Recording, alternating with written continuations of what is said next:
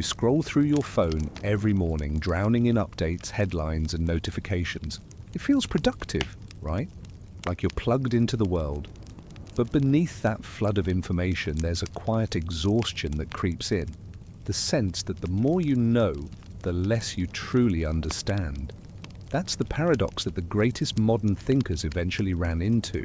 People like Steve Jobs, Ray Dalio, and even top-level scientists and engineers, people whose entire lives were built on logic, data, and optimization, found themselves seeking silence, stillness, and something that couldn't be coded.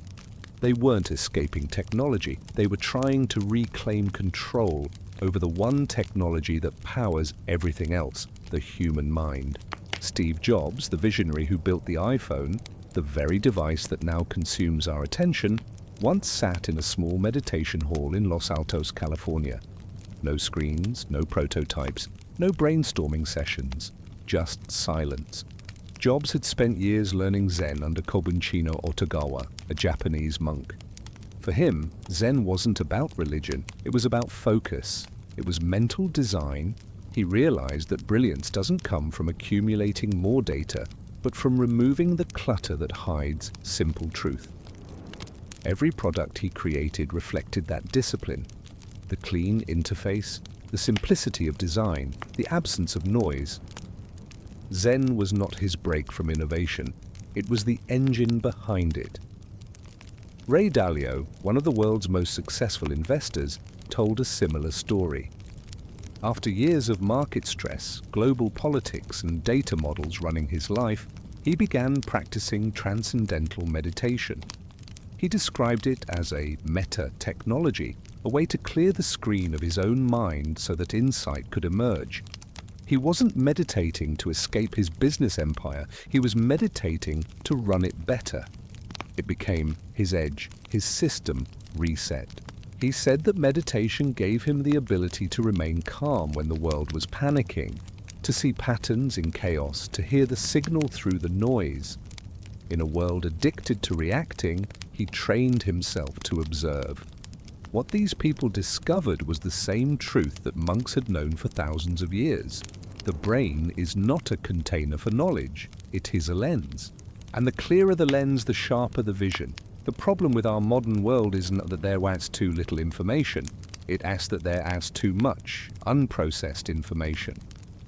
The algorithm feeds you endless data, but it doesn't teach you how to discern meaning. It tells you what to look at, but never how to truly see. That is why so many great minds, those who live at the edge of innovation, turn backward in time to ancient monastic disciplines. Western education teaches you what to think. Monastic practice teaches you how to think. The difference is everything. One fills your head, the other clears it. Imagine two programmers working on a problem. One keeps adding new code, trying to fix the issue by layering on more complexity. The other steps back, deletes half the code, and finds that the bug disappears. That's the Zen approach to thought. Subtract until the truth emerges. When Jobs described design as the elimination of the unnecessary, he was echoing a Zen Koan. It is the same philosophy that guided centuries of monks who believed enlightenment isn't about learning something new. It is about unlearning what clouds perception. Modern thinkers like Dalio, Yuval Harari, and countless Silicon Valley leaders didn't turn to meditation because it was trendy. They turned to it because logic and information had limits. They could build machines that processed trillions of operations per second but still couldn't process their own overthinking minds. Harari, the historian and author of *Sapiens*, said that Vipassana meditation, 10 days of silence with no reading, no writing, and no talking, was the most transformative experience of his life. He claimed that his best-selling books came not from libraries of research, but from the mental clarity those retreats gave him. When asked how he managed to think so deeply about humanity, he answered simply, "By watching my own mind." That's the paradox. The deeper you go inward, the better you understand the world outward. The world's most intelligent people began realizing that the constant pursuit of more data, more connections, more updates, was not evolution, it was noise. Their minds became like overclocked processors overheating under the load of information. And in their burnout, they found the ancient technology of silence. Because silence isn't the absence of sound, it's the absence of mental interference. It's the operating system reset that allows creativity, empathy, and insight to function again. The monks of old knew this through experience, not theory. They would say that an untrained mind is like muddy water. You can stir it as much as you like, but it only becomes murkier. Leave it alone, and the mud settles. Clarity returns naturally. Jobs saw this truth when designing the iPhone. Simplicity wasn't just aesthetic, it was spiritual. Dalio felt it during meditation. Decisions weren't reactions anymore, they were clear responses. These men weren't chasing mysticism, they were debugging their minds. In monasteries across Japan and India, monks practiced something called zazen, just sitting. It sounds simple, even lazy, to a modern worker obsessed with productivity. But that sitting was mental resistance training. It trained awareness to stay steady even when the mind screamed for stimulation. Imagine what that does in a boardroom, in a crisis, in life. The same stillness that allowed monks to face hunger and storms became the same stillness that allowed CEOs to face market crashes and personal chaos. The irony is beautiful. The same technology that connects billions of people was born from a man who spent hours disconnecting. The same investor who mastered global systems found peace by closing his eyes. These modern monks in suits discovered what the ancient monks in robes had always known. The external world mirrors the internal one. You cannot build clarity out there if you don't cultivate it in here. Think of your mind as a lens. Every notification, every argument, every thought, smudge clouds it. Meditation, or even deliberate silence, is the act of cleaning the lens. That's not spiritual fluff, that's cognitive maintenance. When Jobs said he built Apple at the intersection of technology and liberal arts, he was talking about this balance, the fusion of mind and machine. A tool without awareness is dangerous. Awareness without a tool is wasted. Harmony between them is mastery. In an age where data is infinite, but attention is finite, monks and modern thinkers share a single goal: mastery over focus. Because whoever controls attention controls reality. That's why silence has become the new luxury for billionaires. It's not a retreat, it's a recalibration. When Dalio closes his eyes during a trading crisis, he's not ignoring the world. He's reorganizing his mind so that when he opens them, he can see more clearly than everyone else. And that's the heart of this lesson. Clarity doesn't come from searching harder, it comes from stopping. The next time you feel overwhelmed, remember that your brain doesn't need more input, it needs less interference. The noise is not outside, it's inside. The world will always be chaotic, fast and uncertain, but your ability to slow down and focus, that's your advantage. So before diving into your next big idea, before scrolling through another page of opinions, take a breath. Silence the algorithm in your mind. See what emerges when you stop trying to control the world and start observing it. That's the space where insight lives, where creativity is born, where innovation becomes effortless. And if this idea resonates with you, if you believe that wisdom and stillness can coexist in a noisy world, take a moment to like, comment, and subscribe to The Fictionist. Because the next chapter of evolution won't come from faster machines, it will come from quieter minds. When people think of Steve Jobs, they often picture him on stage, black turtleneck, jeans, minimalist slides, a spotlight cutting through the dark as he reveals something that would change how the world lived. But few realize that the foundation of that entire philosophy, the simplicity, the precision, the clarity, didn't come from Silicon Valley. It came from Zen monasteries, from long hours sitting still in silence. It came from a mind trained not just to think, but to see. In the 1970s, before Apple was even an idea, Jobs left California and flew to India in search of something he couldn't quite name. He wasn't looking for technology or wealth, he was looking for understanding. Like many young minds of his generation, he'd grown restless with the Western model of success. He had intellect, drive, and talent, but his mind was noisy. Too many ideas, too many ambitions colliding in one place. India was supposed to be a reset. He traveled through dusty roads and crowded cities until he found himself sitting cross-legged in a small ashram.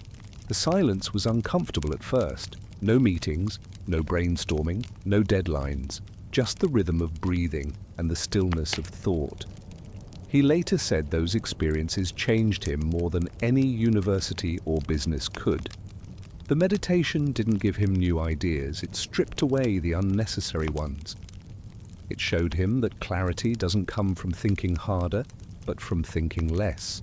When he returned to America, Jobs brought that discipline back with him, not as a spiritual brand or a cultural souvenir, but as a mental operating system. His Zen teacher, Kobunchino Otogawa, became not just a mentor, but a model of how simplicity could be a form of intelligence. Otogawa taught that the purpose of Zen isn't to escape life, it's to see it as it is, without distortion. That was the same mindset Jobs applied to design. In Zen, there's a principle called shibumi, the beauty of simplicity.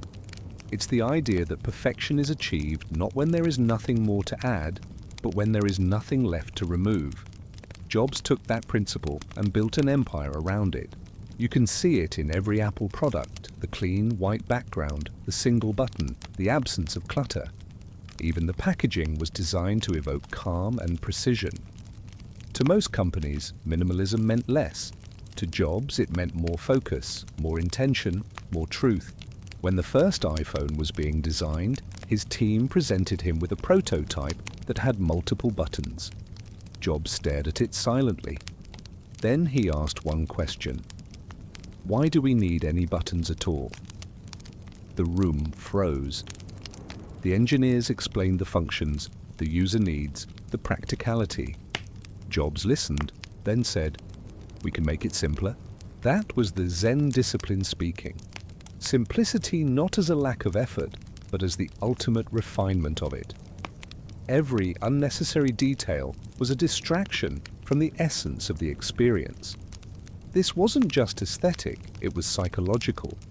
Jobs understood that humans don't want complexity. They want clarity.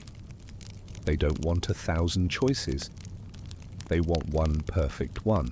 That's the same clarity a monk seeks while sitting in meditation. To quiet the 1,000 voices of thought and find the single truth that matters. When you hold an iPhone, you're not just holding a product of engineering. You're holding a physical translation of a Zen idea. Eliminate distraction, focus attention, and make the experience seamless. Jobs' obsession with simplicity often made him difficult to work with. He demanded precision, not because he wanted control, but because he believed clarity was kindness, confusion was cruelty. A confusing product wastes your time and attention. A simple one respects it. That belief came straight from Zen practice, where attention is sacred and every breath is deliberate. In the dojo, a monk spends years mastering the smallest gestures, pouring tea, folding robes, sweeping the floor, because the act of doing one thing well trains the mind to be present. Jobs brought that same discipline to Apple. Every corner, every curve, every transition on a screen was treated like a ritual. He would call design meetings that lasted for hours, debating the shade of grey on an icon or the sound of a notification. Most executives would dismiss such obsession as eccentricity, but Jobs saw it as alignment, the merging of form and function until they became one. That's the Zen idea of oneness. The tool and the user are not separate. The device becomes an extension of the mind. He once said that design is not just what it looks like and feels like. Design is how it works. That's Zen logic. It's not about appearance, it's about essence. The simplicity you see in Apple's design isn't an accident. It's the visual manifestation of stillness. It's the result of someone who spent decades learning how to look beneath the noise. When Jobs removed the floppy drive, the headphone jack, or the home button, critics called him reckless. But he wasn't cutting for the sake of cutting. He was sculpting toward purity. He believed technology should disappear, leaving only experience. There's a story told by those who worked closest with him. During the design phase of the original Macintosh, the internal circuit board, the part users would never see, was messy. Jobs looked at it and told the engineers to redesign it. They protested. No one would ever open the machine to see it. But Jobs said, "You will know." That's the Zen craftsman's code. Integrity exists even when unseen. In Japanese philosophy, there's a word, kodawari, that means a relentless pursuit of perfection, not for recognition, but because excellence is its own reward. Jobs embodied that. Zen also taught him impermanence, the understanding that everything changes. That awareness allowed him to let go of old ideas quickly. When something no longer served the vision, he cut it away without hesitation. It is the same principle as a monk sweeping away yesterday's San mandala to begin anew. That's why Apple stayed ahead, because Jobs wasn't attached to legacy, only to clarity. He saw technology not as an idol to preserve, but as a medium to express simplicity again and again. But here's the irony. The man who helped invent some of the most addictive devices on the planet lived by a principle of detachment. He didn't want people to stare at screens all day. He wanted the screen to become invisible. His goal wasn't for technology to consume us, but to free us, to make tools so intuitive that we could return to creativity, art, and connection. He wanted technology to serve human awareness, not hijack it. That idea of technology as an extension of consciousness is the ultimate Zen paradox. To create something that empowers awareness, you first have to master awareness. Jobs' genius wasn't in code or hardware, it was in vision. He saw how an uncluttered mind could build uncluttered products, how inner stillness could lead to outer innovation. That's why Apple's early headquarters were designed like a temple, open spaces, simple lines, natural light. Even his home reflected this discipline: sparse furniture, white walls, no unnecessary noise. Because when your environment is clear, your thinking follows. When you study Jobs through this lens, you realize he wasn't just a businessman. He was a monk in disguise, a man who practiced detachment through design, mindfulness through creation. His legacy wasn't just a company. It was a demonstration of how ancient wisdom could drive modern innovation. Zen didn't make him less ambitious, it made him intentional. The story of Jobs and Zen isn't about meditation or minimalism as lifestyle trends. It's about the mastery of focus, the ability to look at a problem, strip away everything that doesn't matter, and leave only truth. Whether that truth is a design, a vision, or a way of living, it follows the same rule. Simplicity is the ultimate sophistication. That's not just a quote from Leonardo da Vinci, it was Jobs' mantra, his compass. He learned that the human mind, like a product, works best when it's uncluttered. When thought flows naturally without friction. When the interface between idea and action feels seamless. That's why every Apple product, from the first Macintosh to the latest iPhone, carries a quiet echo of Zen. A whisper reminding us that simplicity is not weakness, it's strength refined. Steve Jobs didn't just change how we use technology, he changed how we relate to it. He showed that clarity of mind can create clarity of experience, that inner silence can power global innovation. And that's what makes his story more than just a biography, it makes it a blueprint for how to live and create in a world full of noise. Ray Dalio sits in a glass-walled office overlooking the Connecticut woods. The man who built the world's largest hedge fund doesn't start his day by checking the markets or scanning overnight reports. He starts it with silence, 20 minutes, eyes closed, breathing steady, a mantra repeating softly in his mind. To outsiders, it might seem strange that a billionaire investor, someone whose life depends on data, numbers, and real-time reactions, would begin his morning doing nothing. But Dalio doesn't see it as nothing. He calls it his transcendental filter, the single most valuable tool he's ever discovered. Ray Dalio didn't grow up in a monastery or on a mountain. He was a kid from Queens who started trading stocks in high school and built Bridgewater Associates from his apartment in the 1970s. His world was about as far from meditation as you could get: markets, meetings, and constant motion. But after one especially stressful market collapse in the 1980s that nearly destroyed his firm, Dalio hit a personal wall. He was exhausted, reactive, and unable to think clearly. He realized that his greatest enemy wasn't the market, it was his own mind. That's when he discovered Transcendental Meditation, or TM, a simple but profound technique that had quietly spread from Indian ashrams into the boardrooms of America. The practice doesn't ask you to concentrate or visualize. You simply repeat a sound, a mantra, silently in your mind. As the mind focuses on that sound, thoughts begin to settle, like dust floating to the bottom of a glass of water.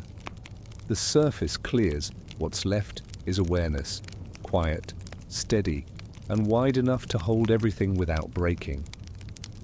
Dalio once described the experience in plain terms. "It's like being in the middle of the ocean," he said, "and the waves are crashing above you. Meditation takes you beneath the surface. The water is still down there. You can think clearly again." That is how he built the mental framework that turned Bridgewater into the most successful hedge fund in history.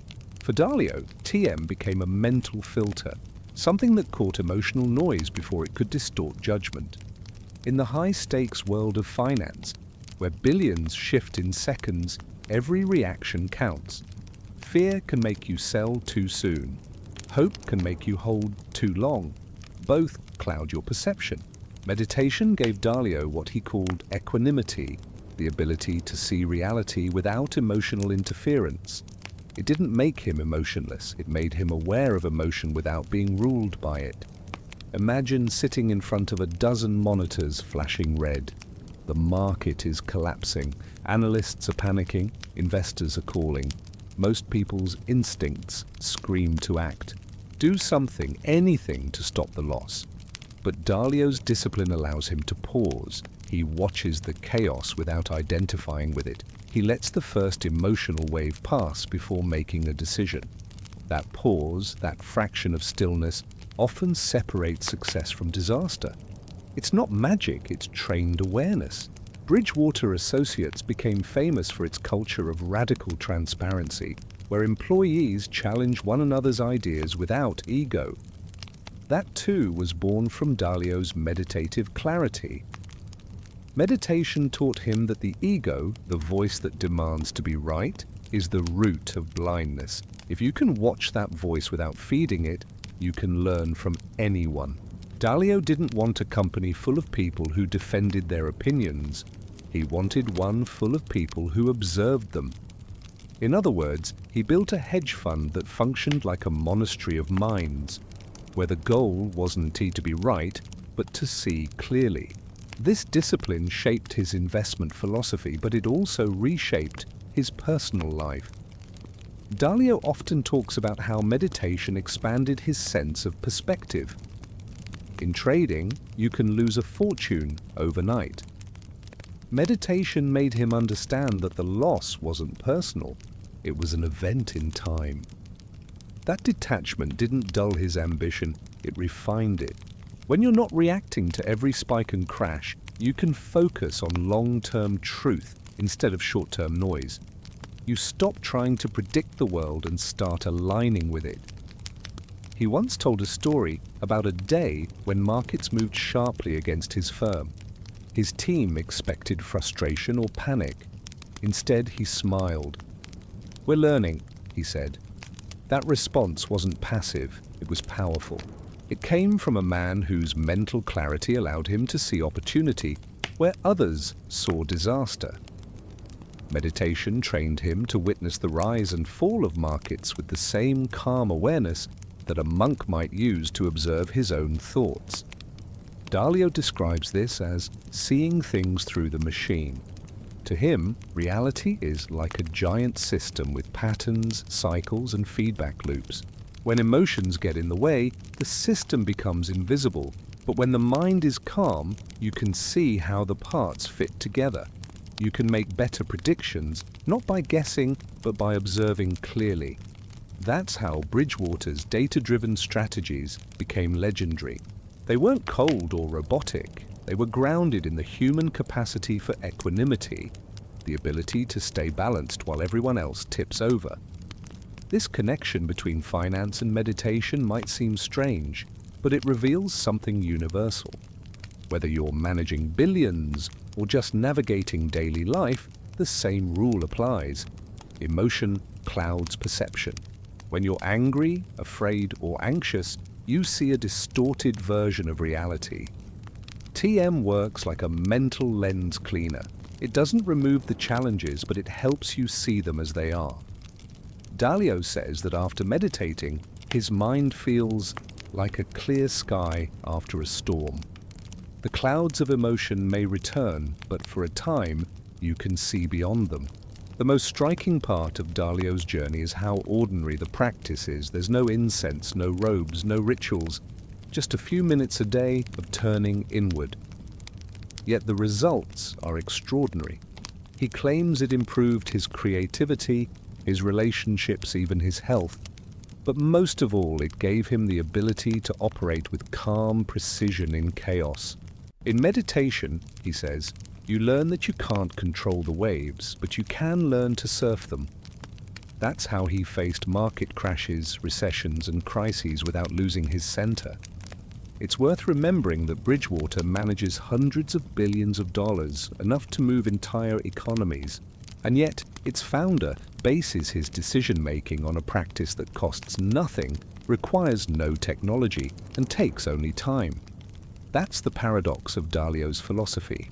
In a world addicted to complexity, the ultimate edge is simplicity. When everyone else is chasing faster data, Dalio slows down his mind. When others seek more information, he seeks clearer perception. That's why he compares meditation to a quiet room in a noisy factory. The machines are still running, but you can step away for a moment and listen. You hear the rhythm, you understand the pattern. When you return, you can fix what's broken instead of reacting to every clang. That's not just an advantage in business, it's an advantage in life. Dalio's practice isn't about escaping reality, it's about engaging with it more skillfully.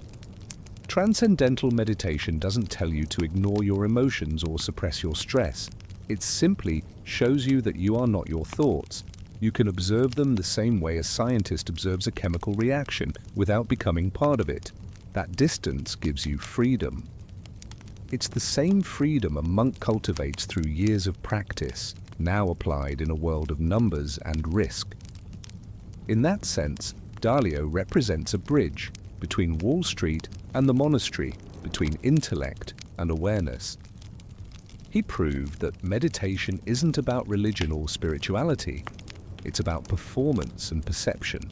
He once said, if you can't control your emotions, you can't control your decisions.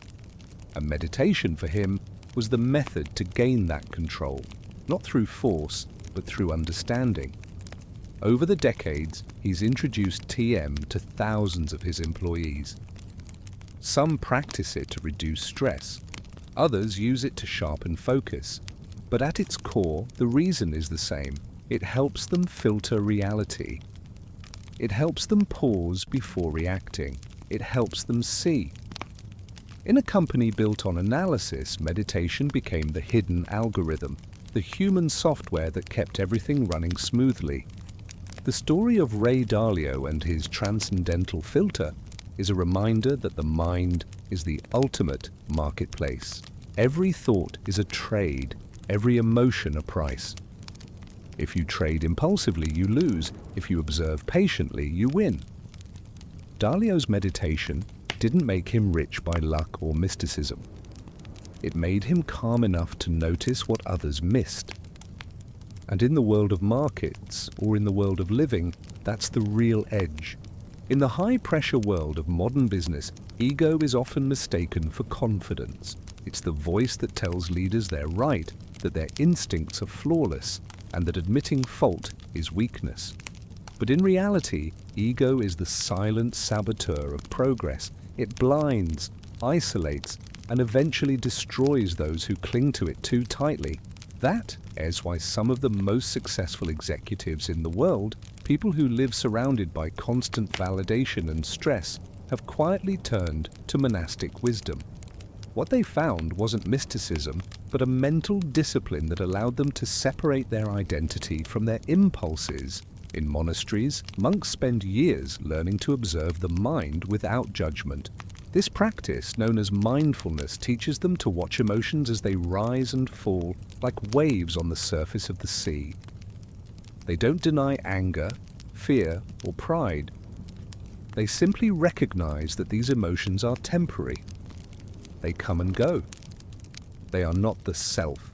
That perspective, seeing emotions as passing weather instead of permanent climate, became an unlikely survival skill for corporate leaders facing daily storms of decision-making and accountability.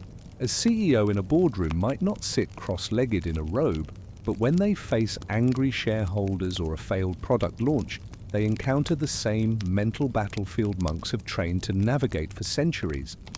In both cases, the challenge isn't external, it's internal. The fear of humiliation, the sting of criticism, the desire to prove oneself right. All of these reactions arise from the ego's need for control. And as every monk learns early in training, the ego can never be satisfied. It always wants more power, more validation, more proof.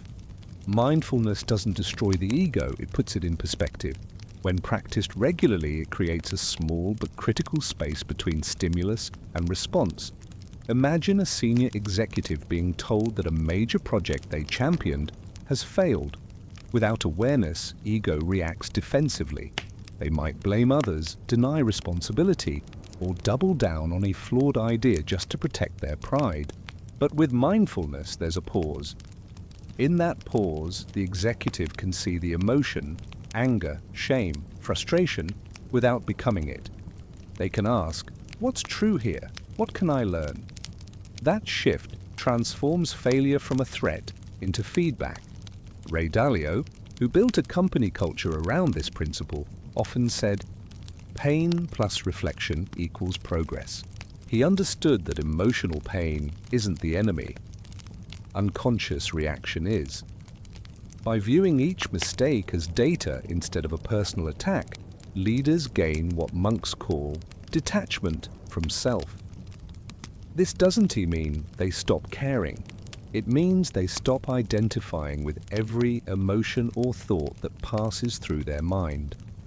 The ego may flare up, but it no longer runs the show. This kind of detachment has real, measurable value in business. In an environment where decisions involve billions of dollars and affect thousands of lives, emotional reactivity is expensive. A leader who can stay calm under fire, who can listen to uncomfortable feedback without lashing out, becomes exponentially more effective. The same principle applies in daily life. The ability to sit with discomfort, to resist the immediate need to defend one's pride, is a form of mastery that no MBA program teaches. Yet it's the foundation of sound judgment and innovation.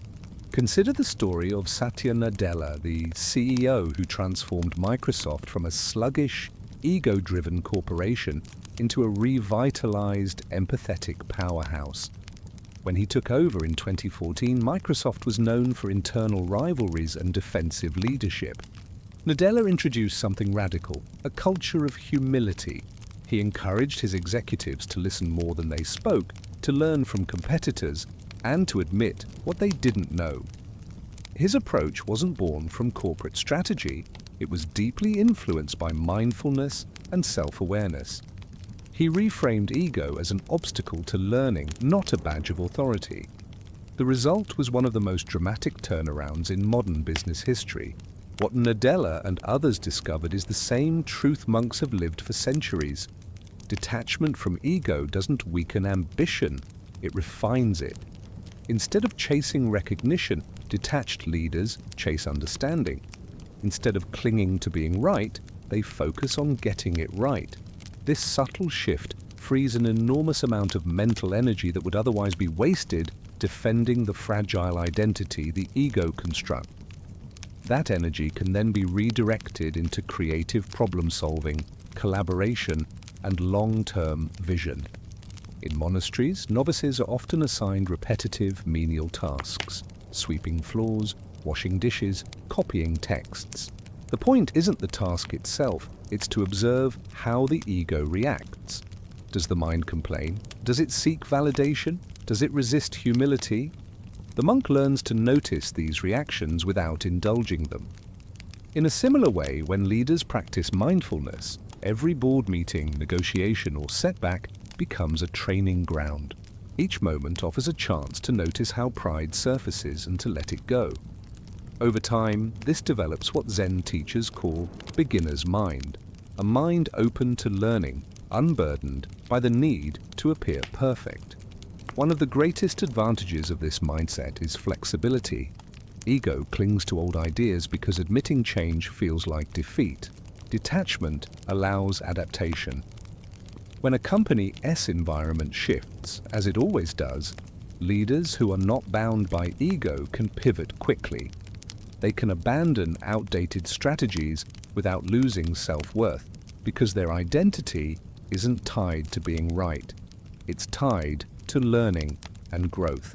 That's why so many forward-thinking organizations now incorporate mindfulness programs, not as a luxury, but as a competitive advantage. Calm, self-aware minds make better decisions. Even in the most high-stakes settings, this principle holds true. Consider the world of negotiations. A negotiator attached to ego might push too hard to win, damaging relationships and long-term opportunities. A mindful negotiator, detached from ego, can stay focused on the true goal, mutual benefit, sustainable outcomes. They're less reactive to provocation and more responsive to nuance. That subtle shift often determines success. At the heart of this transformation is a simple realization. Emotions are not enemies, but signals. Mindfulness trains leaders to listen to these signals without letting them dictate action.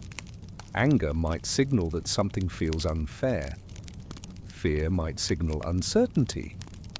Instead of suppressing or obeying these feelings, awareness allows observation. The emotion is acknowledged, understood, and then released. This process, repeated daily, rewires the brain's relationship with stress. Instead of spiraling into reaction, it stabilizes into response. What's most surprising is how this detachment from ego actually deepens empathy. When you stop defending your identity, you can finally see others clearly. You can recognize fear in an employee's voice, uncertainty in a partner's tone, or exhaustion in a colleague's eyes. Leaders who cultivate this awareness often report stronger teams and higher morale, not because they're softer, but because they're more present. The absence of ego makes space for connection. In many ways, this is where ancient and modern wisdom meet. The monk's cell and the executive's office may look different, but the challenge is the same, the battle within. The modern world rewards noise, speed, and certainty, but the timeless truth remains that clarity only comes from stillness. Detachment from ego doesn't erase the drive to succeed, it frees it from the constant burden of self-defense. In the end, the greatest leaders and thinkers, those like Jobs, Dalio, and Nadella, didn't find success by suppressing their egos, but by seeing through them. They learned to treat the mind's chatter as a passing storm, not a command. They saw anger, pride, and fear as weather patterns of consciousness, fleeting, not defining.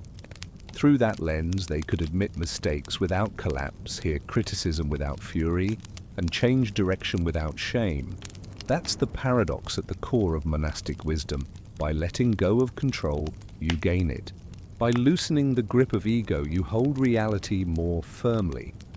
The detachment that monks practice in silence has become a guiding force in boardrooms and creative studios alike. Because whether you're sitting in a temple or leading a trillion-dollar company, the rule is the same. The clearer you see yourself, the better you can see the world. And if you believe that wisdom and stillness can coexist in a noisy world, take a moment to like, comment, and subscribe to The Fictionist. In the world of constant noise, silence has become a luxury. We live in an age where every second is filled with alerts, messages, and notifications. The mind rarely gets a moment to rest. Most people don't even realize how much their attention is being pulled apart. Yet, in the middle of this chaos, a few people, innovators, creators, thinkers, have learned to step away from the noise. They discovered that silence is not emptiness, it's a source of power. It's the space where real ideas are born. For centuries, monks sought silence to understand the self. But today's innovators seek it to understand the world. They have realized that in a time where everyone is connected, the ability to disconnect is the ultimate competitive edge. When Steve Jobs went to India in his early 20s, he wasn't looking for technology. He was searching for silence.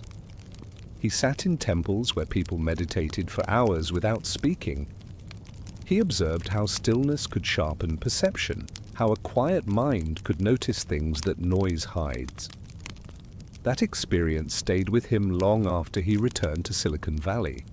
Years later, when Apple began designing its products, Jobs insisted on removing every unnecessary element.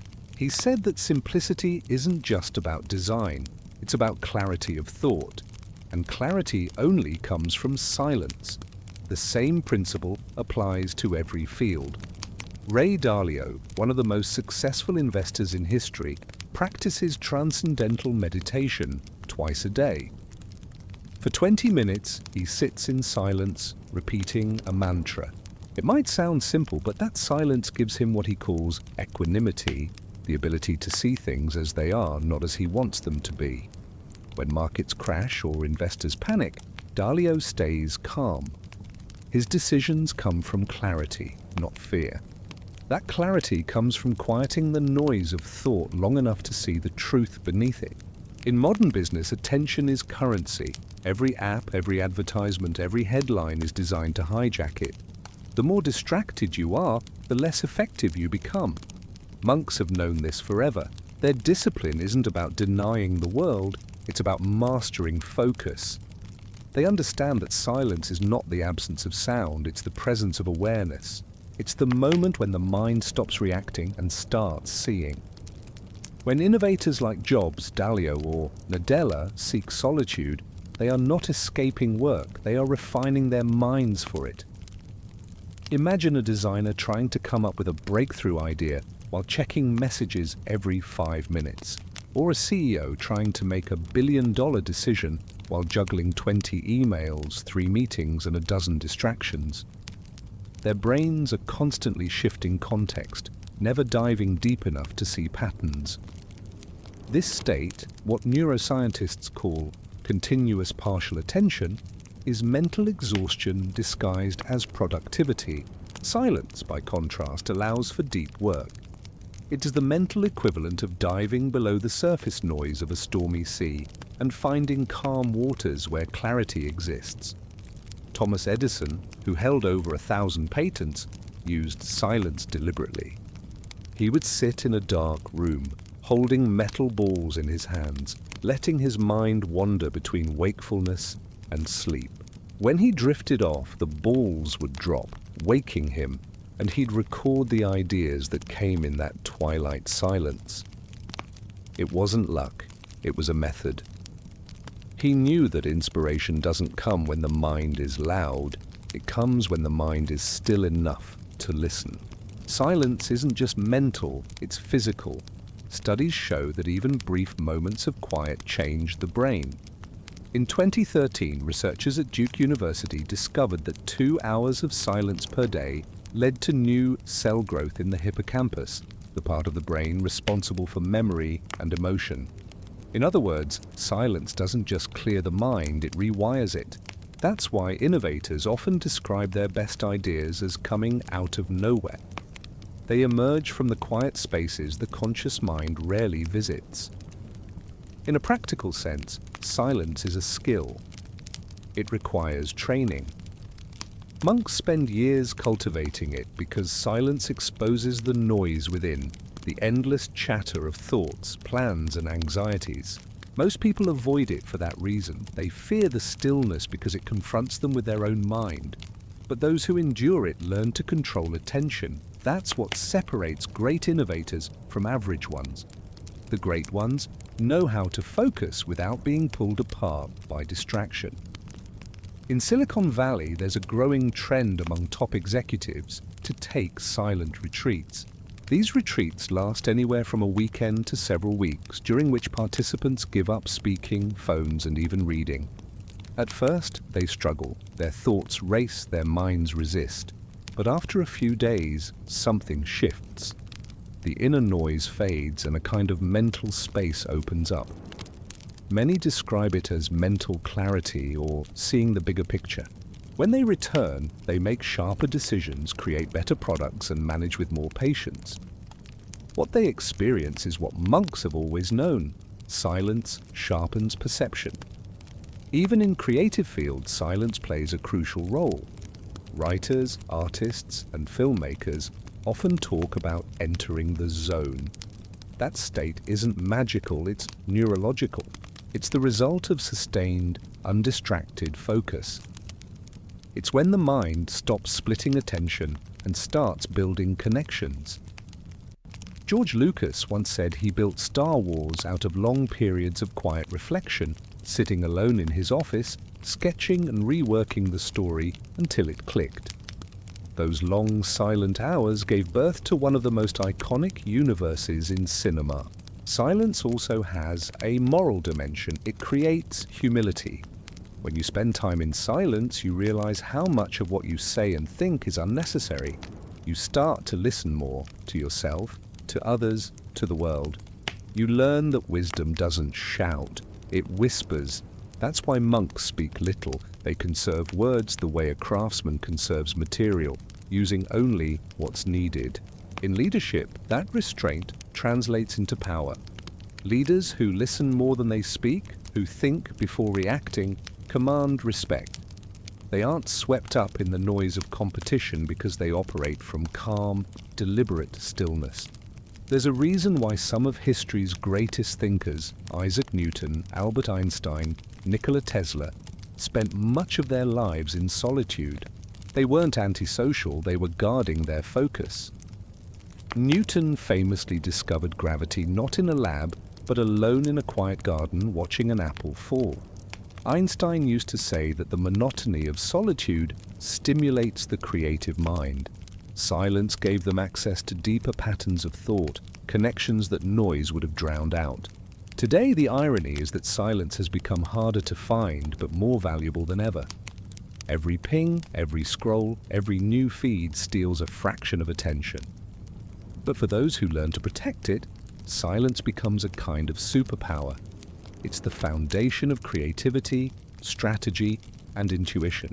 The modern monk doesn't sit in a temple. They sit in a quiet office, a park bench, a long walk without a phone.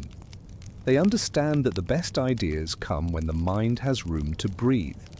The great trap of modern life is confusing activity with progress. Noise makes us feel important. It makes us feel busy. But silence reveals the truth. Most of that noise adds nothing. True progress happens in stillness, in the moment when the brain is free from reaction and open to insight. It's in those moments that innovation happens, whether you're designing the next iPhone or solving a scientific problem. So when modern innovators seek silence, they're not being spiritual, they're being strategic. They know that the human mind has limits and that focus is a finite resource. Silence helps them recharge it. It's not an escape from the world, it's preparation to return stronger. Just like an athlete rests between games to perform better, thinkers and creators retreat into silence to think better. The final frontier of innovation isn't technology, it's attention, and attention is only mastered through silence. The quieter the mind, the sharper the insight. The world's greatest breakthroughs rarely happen in noise.